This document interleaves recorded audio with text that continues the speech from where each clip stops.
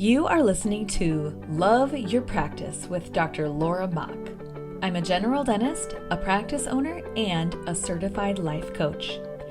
I teach women who own dental practices to lead with intention and literally fall in love with their businesses. Keep listening and you will see how learning to love your practice turns into loving your life too. Hey ladies, welcome to another episode of my podcast where we talk about making your life better.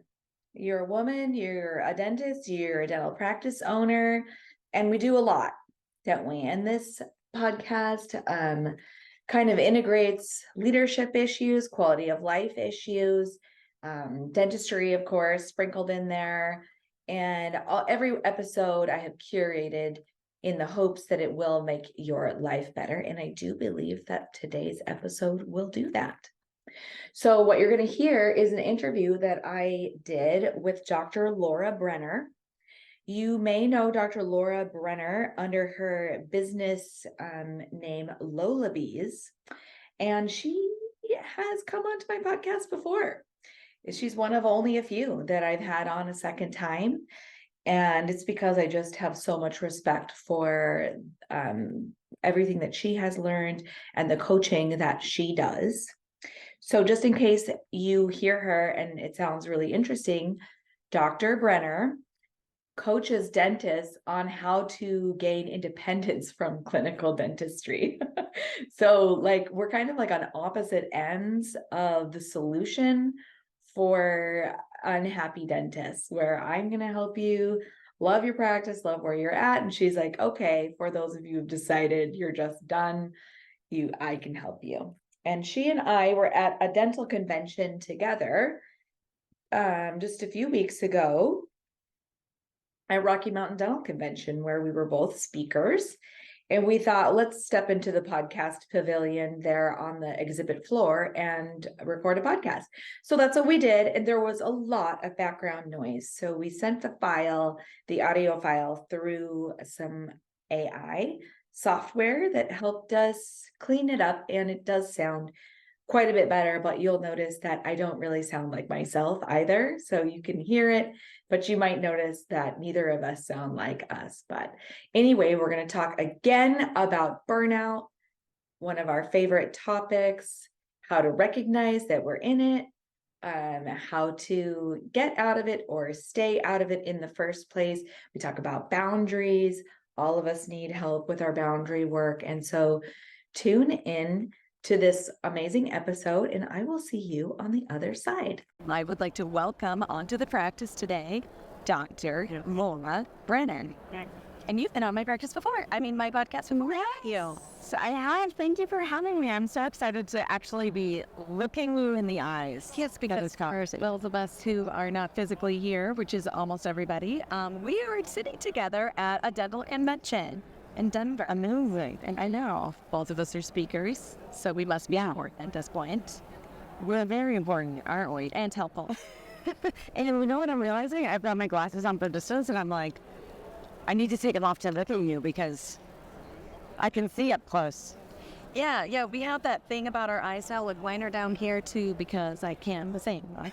Now, we're gonna be 49 this year. You are? Changing. I just turned 50. That's amazing. Was that yesterday? Yeah. I'm sorry to say. I'm sorry. You had a lot going on, and I didn't tell you. That's true. It was kind of a secret. Yeah, we were kind of running past each other, and now we're both done speaking. We can go. It's so much fun. Anyway, it's so fun that we are both dentists named Laura who help our profession. Yes. And we kind of do it from opposite ends of the spectrum. When I explain to anyone my friendship with you, I'm like, well, she kind of helps people who want to make a plan out, and I help people who want to make a plan to stay in. But there's so much that overlaps in the middle, isn't there? There it is, yeah. And sometimes it is about maybe parties. When you said the middle, I think what comes to mind is or maybe it's staying in partly, or designing your clinic a little differently. So maybe you still do a little dentistry, but not nothing, right? Yeah, because it gets so heavy when you own your practice and you have your dental loans and you kind of get it into the situation where you feel like a slave to your practice. Yes, and your patients and your bosses or your employee, right? I mean, yeah. Well, that's kind of what I talked about today. In your speech, Yeah, exactly. what I want to ask about. Oh, yeah, I'd love to. I saw you in there in the back, and I was so excited to see you. I took some really cute pictures of the outfit. Really, thank you. Anyway, I want to talk to you today about burnout. I know it's like one of your big subjects that you can talk about. And I was thinking while I was preparing for this about what I would tell my people about burnout, and I want to hear what you would tell your people about burnout. And I have questions for you. I like it. Because I would love to hear what you tell your people too. Okay. Yes. I'll follow your lead. Okay. Well, we're going to start with a question for you. Okay. And the first question is, how does this happen? Particularly, we're talking about women who own their practices, okay? How and what does this typical path look like where all of a sudden a woman wakes up and she's like, I hate this. I'm burned down. I don't want to give of myself anymore. What does that path look like now? This is the path that I spoke of in my presentation that you just saw. And so what happens is we choose dentistry because we love it. We want to help people. We care about others. It's a true, genuine care and compassion, right? Like we love helping other people fix their problems. It makes us feel good. Yeah, we start out that way, right? But I think especially as women, we tend to be what I call overservers. Oh, what's an overserver? We feel like we have to be and do everything for everyone. So we're going to put others first. Because as women, typically we're moms. I'm not a mom, but that is like the traditional thing, right? And typically I think we fall into these roles where we are the caretakers. And it's so noble for us to put everyone else first and to make sure that everyone else wins, no matter what happens to us. We are noble, good women if we can put others first. And what happens is we forget that we have needs, we have wants, we have a lot of, we need to take care of ourselves. And if we're constantly putting everyone else first, we end up coming in last. Yeah. It's like we forget that it can be a win-win. And what does that look like? So give me an example. I don't know. Concrete example, not of the win, but of what happens as on the trip to burnout. In dental practice, you want a dental practice example? Yes, I do. Okay. So let's say this actually happened to someone I know recently. So she's the practice owner. Her hygienist is great. Her hygienist is burnt out. And she came to her and she said, could I change my schedule? And I think she works 4 days a week. Could I change my schedule so that I can leave every day at 3 p.m.? And this question created so much stress for this dentist because here's what happened. Initially, she landed this hygienist. She works well with her. She wants to make her happy. And that people-pleasing is part of the patterning, right? As soon as you said it's to make her happy, I was like, oh, People-pleasing, right? I'm going. Yeah. And we care about others. We want to put their needs first. If someone's coming to us saying they have a problem, we want to be the ones to say, yes, we're happy, right? Okay, so 3 p.m. So she wanted to say yes, but at the same time, 3 p.m. is not that convenient for everybody else in the practice. And so that was not really a great solution. Well, she sat on this decision for, she said months. She sat on the decision and didn't know what to do. So she never responded because she was kind of paralyzed. Yeah. And then finally she was like, I know I need to address this. And she came up with the idea that she could, she actually realized, she was like, this isn't a win for all of us. So I don't think it's a good solution. But she was terrified to express that and aloud and like draw that boundary. She's scared the hygienist is going to leave. She was scared she wouldn't understand. All the things that we play up in our minds, right? Yes. And so because of her fear, that's why she delayed. But she even came back with a pretty cool solution. She was like, what if I let you take every other Thursday off? That's pretty generous, don't you think?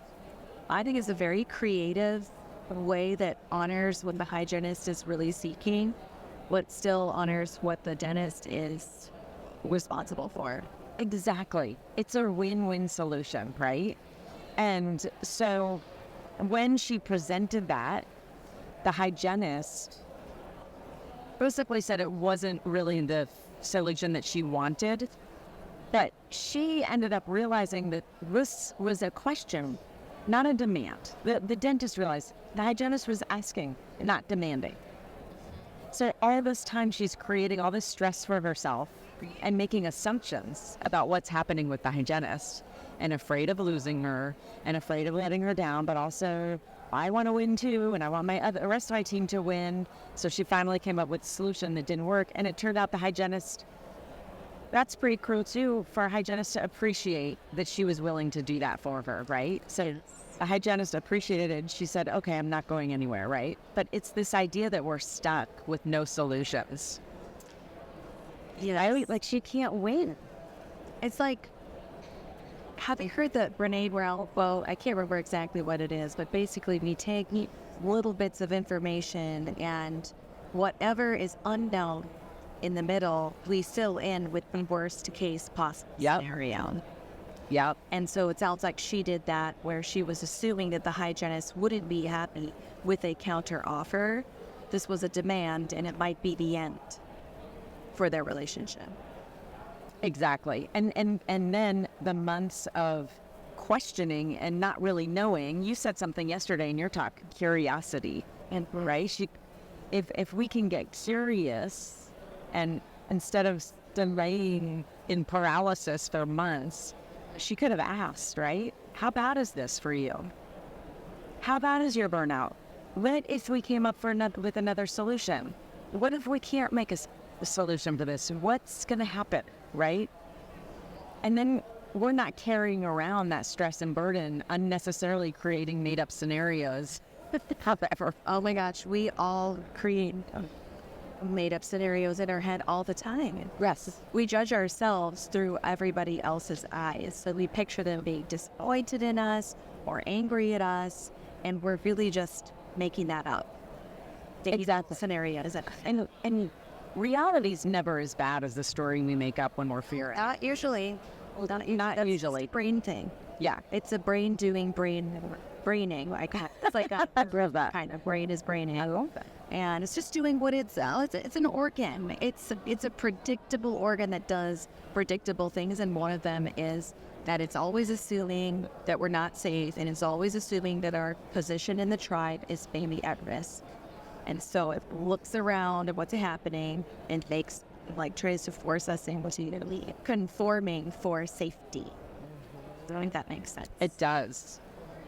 And that, mixed with modern-day dentistry, can create burnout, Absolutely. where we are compromising how we want to serve because we are making up these scenarios and assuming that we have to bend over backwards. We're like one of those windsocks in front of a used car dealership. Oh, you want me to blow over here on this direction? And then somebody else says, well, I want this from you, and we'll blow it this way and that way.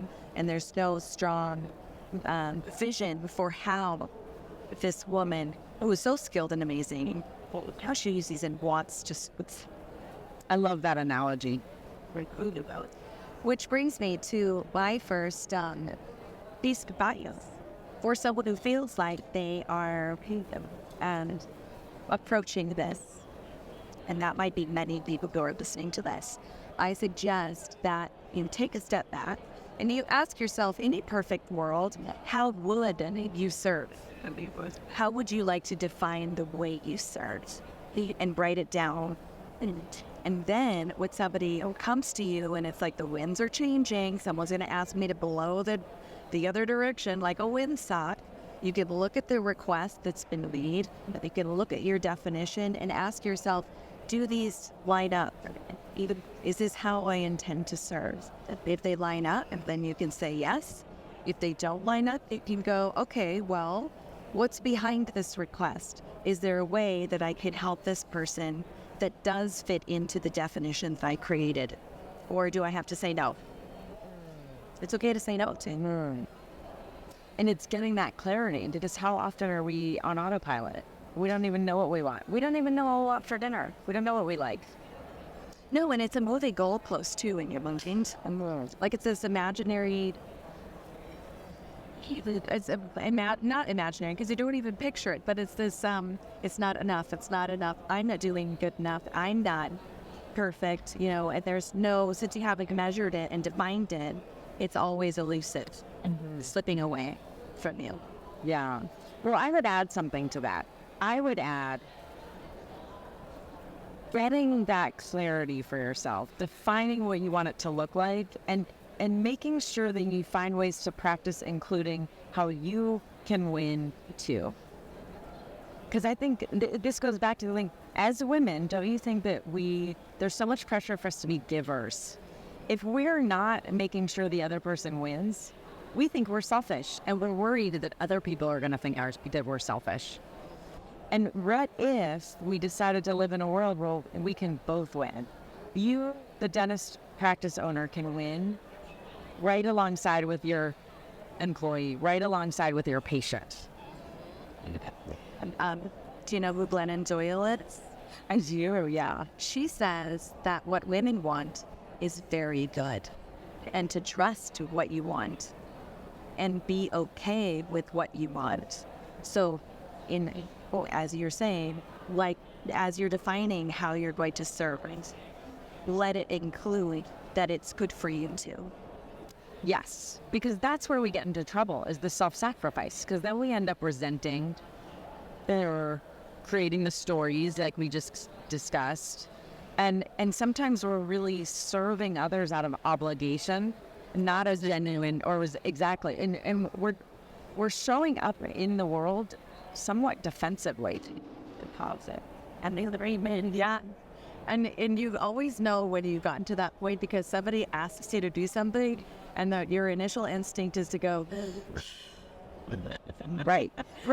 I think Brene Brown has, it's been a fair, I know since I've done it, but she has a quote about that, and I don't know the quote, but it's the concept that if someone asks you to do something and you get that feeling of, right, of resentment or I just don't feel like doing it, that's your answer.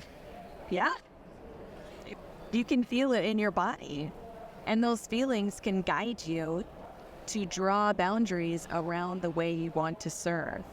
Like, for example, in my practice, if a patient says to me, well, can't you call this tune for me? I already know that if I say yes, the patient might be happy, but I'm going to be kicking myself on the day it arrives in the schedule. I don't like pulling teeth. I actually hate it. And so I've already decided that it's okay for me to have this boundary that I say, well, no, because you'll be better off with an oral surgeon who does it all the time. So that's something that you know, because you know that's a blanket policy for you about full injuries. Yeah. Yeah. I was curious to know when, Sam, I'm asking you now, I was curious to know if that ever happens to you, someone asks you to do a procedure or a favor or something that you don't really want to do. Do you always know in the moment? Are you able to tap into what your body's telling you in the moment? Or do you need to pause? I think most of the time I can know, but I also have a habit of giving myself permission to pause if I want to. So I'm like, well, then I might find a way to slip out of the conversation for a minute and think about it. You know, just Nice. Would I do this procedure or would I do this for this much? You know, sometimes I get a farmer who wants to fart about any compromise on the price. And I'll be like, you know what? Let me go do some calculating. I think that's how I'll say it. And I'll just go and think what is it worth to me? I love the maybe. Maybe. I love the maybe and the let me think about it. Yes. You could say that as many times as you want in a year. It's just a little hard when you're in practice in front of that patient, right? And be like, maybe let them think about it. Because we feel like we need to have the answers for our patients right then. So let me think about it. We're scared to do that. It's easy if someone's like, Laura, do you want to do this podcast at RMDC? I can say to you, you know what? Let me check my schedule and think about it. But when that patient's right there, They're right in front of you, and you already have a contact, and they're asking you. right? And you want to make them happy. Yes, you do. We've been taught that is our position as women, probably from the time we're like 2. And someone says, oh, honey, you look so pretty in your dress. Grammy's so happy that you like your dress. Or whatever, and then give it over at the kind of like goes from there, right? Oh, yes, I've made my granny happy. Right. That's amazing. Exactly. Yeah. I love that analogy as well. How do you draw boundaries around how you choose to surf? Right. I have to really work on it. I have to really catch myself. So the maybe is, and so many times last year, I was really good at practicing the maybe and just saying, let me think about it. Because I don't work with patients anymore, so I don't confront that situation. Sometimes I love to say yes, right? Like there's something that also happens is that when you see opportunities, you see opportunities. So if someone asks you or invites you to do something, I was asked to maybe do certain events or to travel for some dental events, right?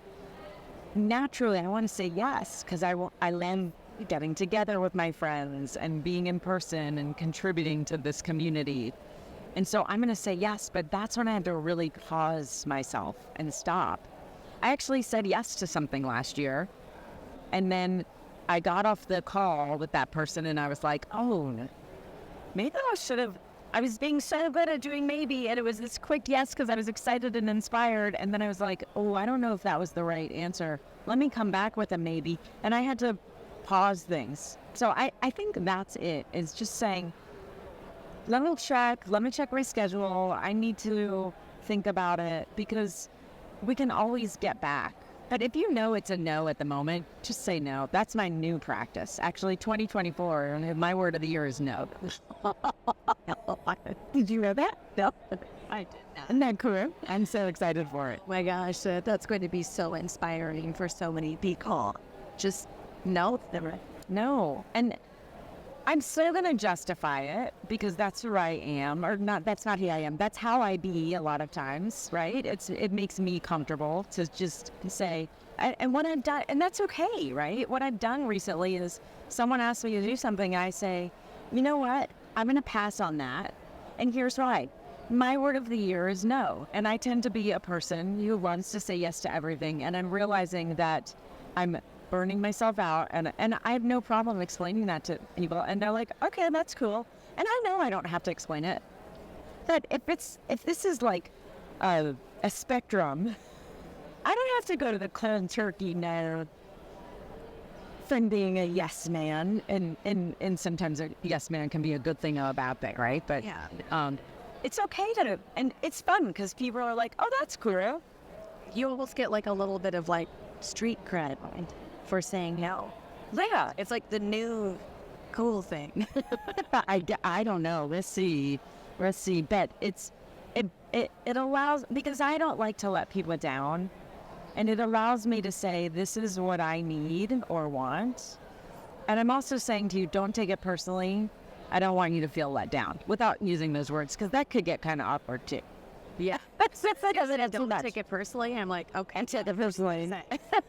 Exactly. Okay, I have another question. Okay. Now, I want you to think of like a composite of your typical female client who comes to you already miserable. Okay, so you're not talking about something specific because I don't want anybody to think you were telling that rep. But I want you to think about what her journey was before she got to you. Okay. And what were some of the boundaries that she didn't draw or that she didn't honor by the time she got to you? What was that path like?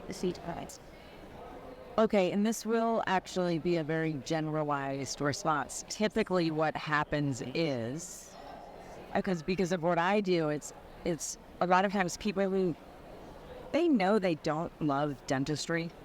They really don't. Is it? And by the time they get to me, they've tried a lot, and they recognize that they don't really feel like taking CE. They're not interested when they take CE. Like, it's just not, and so they'll get the clues. They're like, I'm really not pouring into this.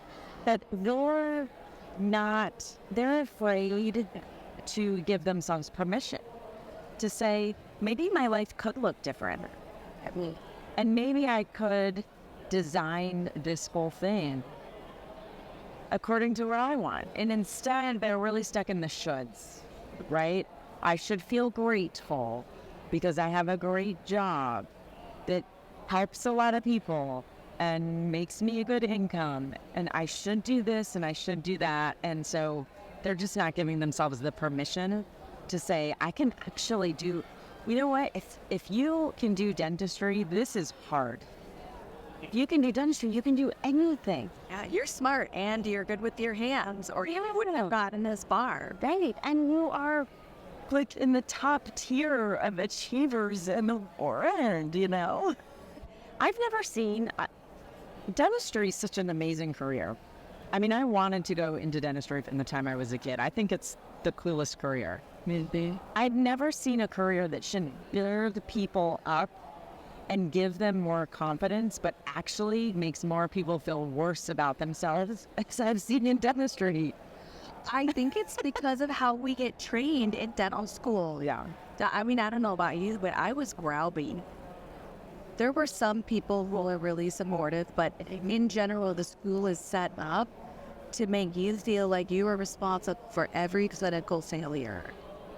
Right. And so that starts a habit of blaming yourself for, you didn't get an A+ on your wax on, or you did your first MO at a number 5 and the contact wasn't tight.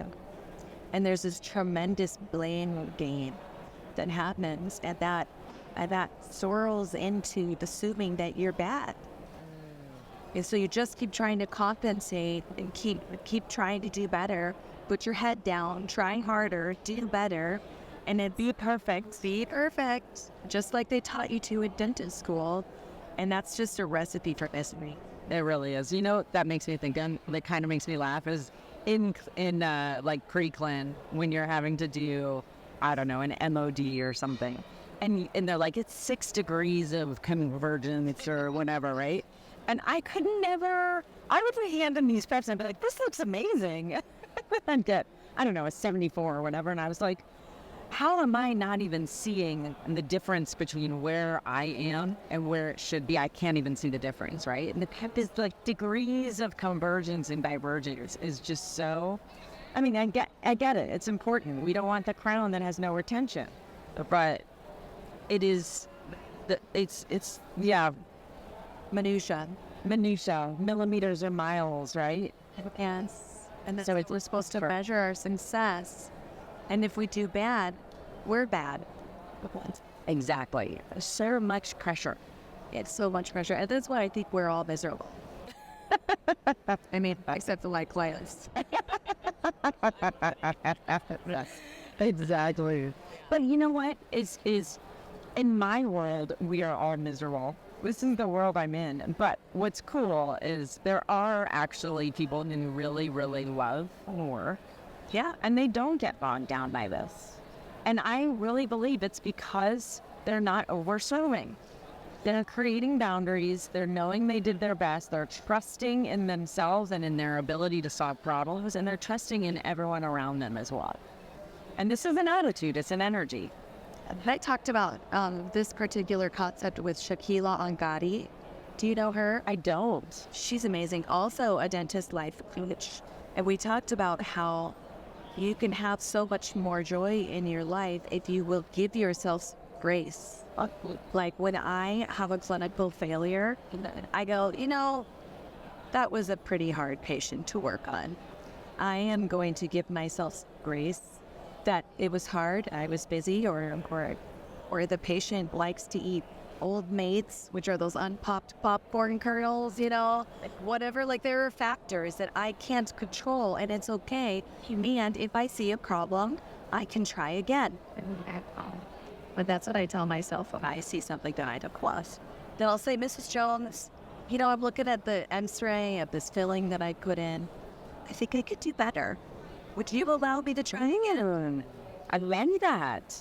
Nobody's going to be upset with me if you say that. I love that. I think I could do better. Because you're not actually saying this is bad. Right.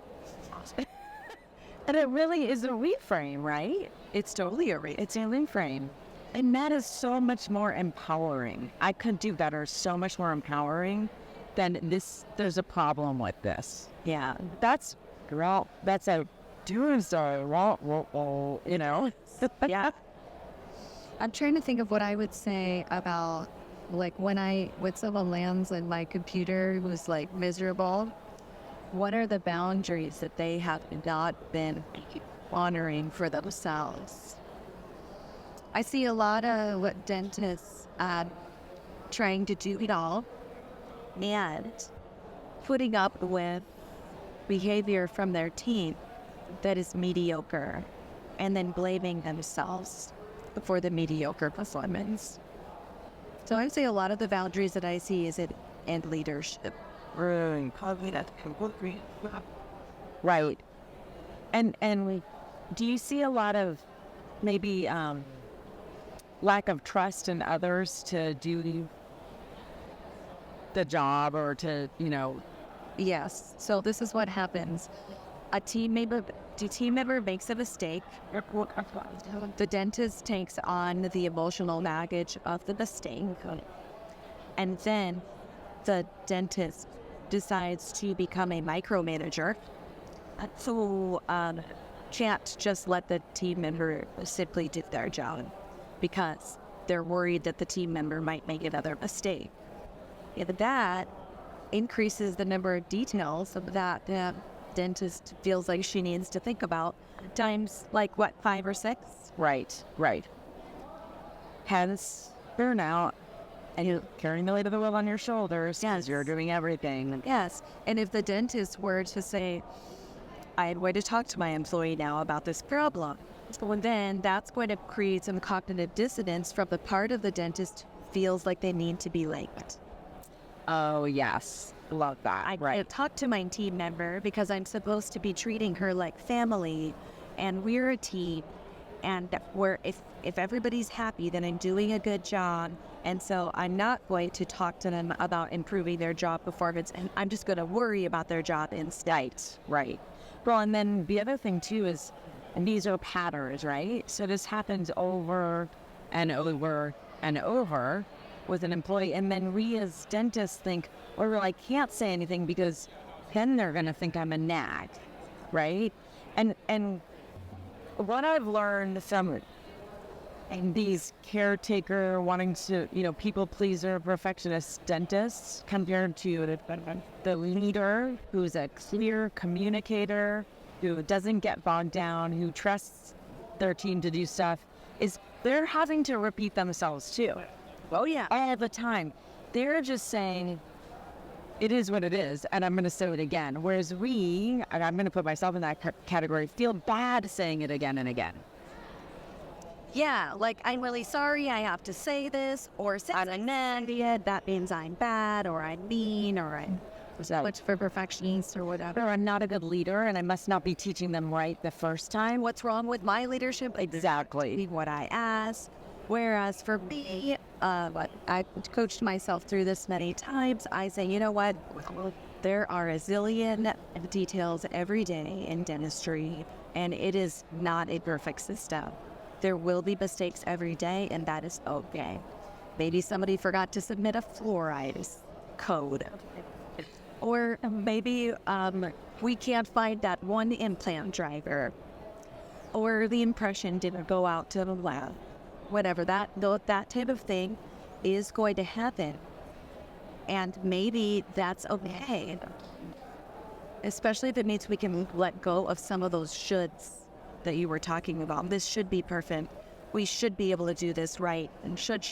Every time I hear somebody saying that should word, I get a little tense because I'm like, okay, but you can hold on to that if you want, but you're stealing your own joy when you hang on to that should. Well, and then what you're saying makes me think of next level. And next level is, it's like the initial level is that I'm having to do something. I'm having to nag. I'm having to let me rephrase that. I'm having to talk to my teammate about X, right? That's what it is. But then we come along with our judgment and then judge that act, right? And that's where I think this sort of happens, because we're saying, oh, it's not just about me talking to someone. It's I'm being a nag. That's a judgment. It is. You're judging yourself. Exactly. And probably we judge our practices as well. Like, oh, my practice still isn't perfect. Gosh, this is hard. And then go home and try and take care of your family or whatnot. This has been a really interesting conversation. Before we close, I have another question for you. One more. I can. Let's pretend there's someone on this podcast who's like 3/4 of the way from me to you. Like, so she's thinking about, maybe I got to give this up. Okay. But best case scenario would be that she wouldn't give it up for whatever reason. Maybe she's still $500 million in debt, or she needs a more sure income until her kids are done with college. Okay, so how, from your perspective where you work with people who are just done, what would you tell her right now? This is where the life design comes in. It's really life coaching at this point, right? It's not about career coaching. It's about how can you begin to design and plan your life. And it makes me think of the lottery ticket. We always think if you can win the lottery, and then we'll be able to do whatever we want, right? And it's now saying, what if I could start doing those things without having to win the lottery, right? So allowing yourself right now, even though you haven't won the lottery, you still have to practice. Allowing yourself to say, you know what, I am going to take this vacation once every 3 months, or I am going to explore singing because that's what I love to do, right? And actually developing yourself as a whole human, as a person outside of your identity of being a dentist. And then you never know what doors will open for you. And if you're really intentional about it, you might even find a side gig. This is why I love the side gig, because it's really a vehicle for that person who's 3/4 of the way to me, right? It's a vehicle. A side gig's great. Like, you have one and you know how fulfilling.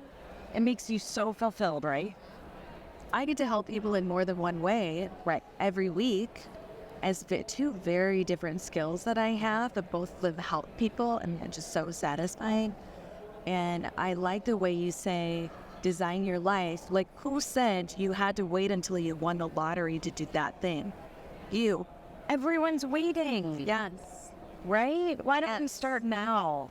Start now, because guess what? If you wait until you pay off your loans or until you get your kids in college, you're still going to have to go through that process, and then it's going to take you another 8 years or however long it takes you, Yeah. So if you start now, you just don't know what doors are going to open. And with your side gig, what's cool about everyone I know has a side gig, they're happier in their main gig because they know that it gives them perspective, that their main gig isn't their whole world. And so when something does go wrong, they have that freedom to let it go, because they're like, oh, I have this over here, and that gives me that perspective, right? So I would say, start now. You don't have to, just because you get motivated and inspired and realize that you want to do something different or find that thing that you want to do, no one's kicking you out of dentistry. But you never know how it's going to make you feel better and open doors for you, and you may be able to find a way to get out sooner. Or not even get out. You may decide that you like working dentists and you can you could do this other thing, or you're having a good time. Exactly. Yeah. Like, what if you're actually having a good time being a dentist because you stopped over serving and you served the way you wanted to and in the capacity that you enjoyed? And the only person stopping you from drawing those boundaries is yourself. Isn't the only person really stopping you from anything yourself, if you think about it. Right? Yeah. Yeah. Yeah. Hey, do you have like a free resource or something on? So I do on my website, actually. how ladies find that? What the math? It's on my website. I have a free guide on burnout, and it's 6 reasons you're burnt out in your dental career. Oh, okay. So that I have. I do offer free consultations. Okay. So Am I missing anything? what is your website? My website is LolaBeesCareerCoaching.com, and that's LOLA, B as in boy, EES, like bumblebees, but Lolabees. Okay. All right. It's very cute. There's a free guide, 6 things. 6 reasons you're burnt out in your dental career. There we go. And you could download it today. And who knows what permission we could give ourselves just from looking at the guide. Exactly. And can I share something really cool I'm hosting? Yeah, I would love to hear. Do you know about Safari and Sidekicks? I do. I want to go, but I can't. I was like, who would you go? It's May 15th through the 22nd. This is a great way for that person who's 75% of the way there, who's like, I know I want this, but I want to just open up my possibilities. It's a safari in Kenya, but mixed into all the activities and events is really designing your life and looking at giving yourself permission. Who are you? What's important to you? And, and having fun with it and really finally putting you first. So I'm very excited for it. What kind of animals are we going to see on this? Well, we're hoping to see, I think, so Morris Mugo is a dental hygienist who runs this. And this is his side gig. He's from Kenya. And I'm going to do the workshop. We're giving CE credits, by the way. I'm doing the education side of it. He's doing the trip. And this is his side gig. He takes like people. Expense. Like people could use. Absolutely. And they can bring spouses. My in-laws are coming because they just want to go to Africa with my husband and me. I hope you're going to. I need them to work a little bit. I'm just kidding. Well, yeah, but you know what? Believe it or not, I'm lucky. I of them they wrong. I know that can be very cringy for some people. So that's pretty good. But Morris, who runs the actual travel side of the event, he says we're going to see the big 5, and I don't even know what they are, but it's like lion, cheetah, I don't know, elephants, giraffes, zebras, I think. Rhinoceros. I don't know. Okay. Because I just know it's going to be so amazing. So if anybody wants to know, it's on my website or reach out to me or Lolabees too. It is, yeah. LolaBeesCareerCoaching.com. And if you want a quick way to get there, just Google 10 reasons your dentist probably hates you too, and that'll be the first entry in Google, and you'll find my website. That one. Well, I just want to thank you, Dr. Laura Brenner, for taking time out during this convention for us to record another podcast. Oh my gosh. I appreciate your work so much. Thank you, my Laura friend. And you know what I'm most excited about this? Is in these events, they're so busy.